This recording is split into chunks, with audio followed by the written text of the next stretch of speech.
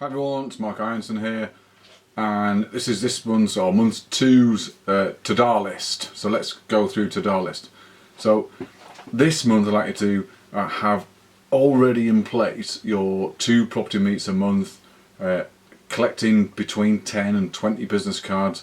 But on top of that, I'd like you to get them into the CRM and be following up last month. So we need to be following up with a phone call, and the phone call can be as little as 6 dumb questions.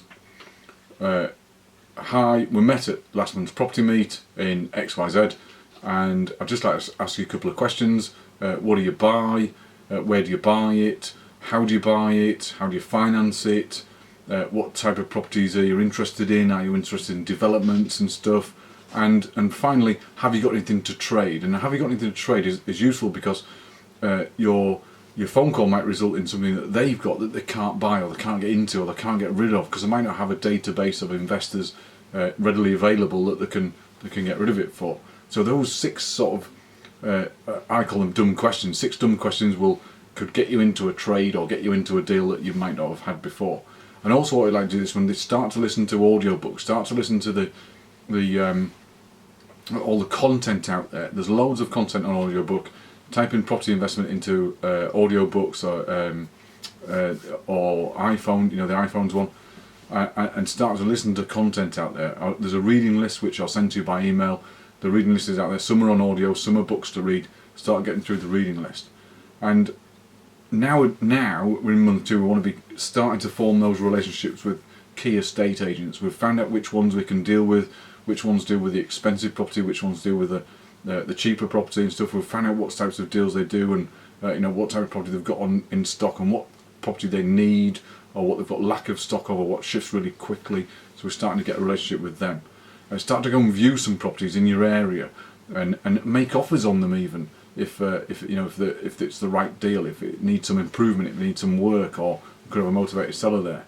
And we need to be building our power team of experts around us now. So start getting into the hearts and minds of the people around you that might be able to push you on your journey and expand your your network. These types of people are. There's a saying, in fact, that you become the 5 people around you, and that's a great saying, because if the 5 people around you are on the dole and the druggies, you're likely to become on the dole and a druggie. So if you surround yourself with people that are successful in making it, you're likely to be successful and make it.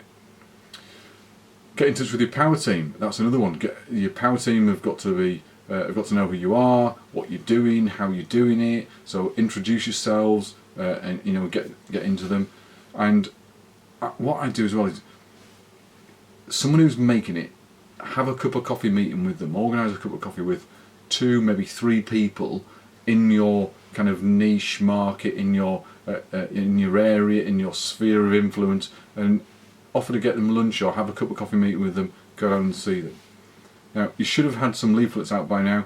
Your marketing should be ramped up, starting to ramp up. Add an extra layer of marketing onto your whole strategy. Your business plan should be coming on now, and your business plans are important because your business plan is a live document, and you've got a template of a 30-odd page skeleton almost business plan. Get in the questionnaire, get it filled out, and the reason for the business plan, it becomes eventually, because it's a live document, it becomes your ops manual.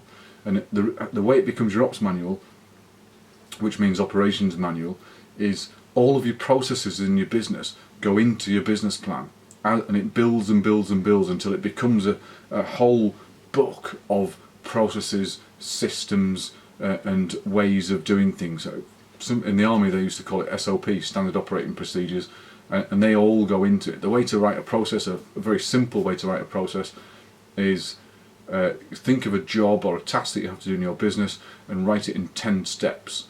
And once you've written it in 10 steps, then give it to, and I've got a daughter called Charlotte, she's 12 years old, and I give my processes to Charlotte, and I say, do you understand that process? Could you do that task? If she can understand it, being 12 years old, I know I can give it to anybody out, I can outsource it to anybody else to do, as that becomes one of my business processes. So, to-do list for this month, write it down, 20 jobs, there's 20 working days in the month. If we get them written down, and that's our to-do list for this month. Good luck, and I'll speak to you next week.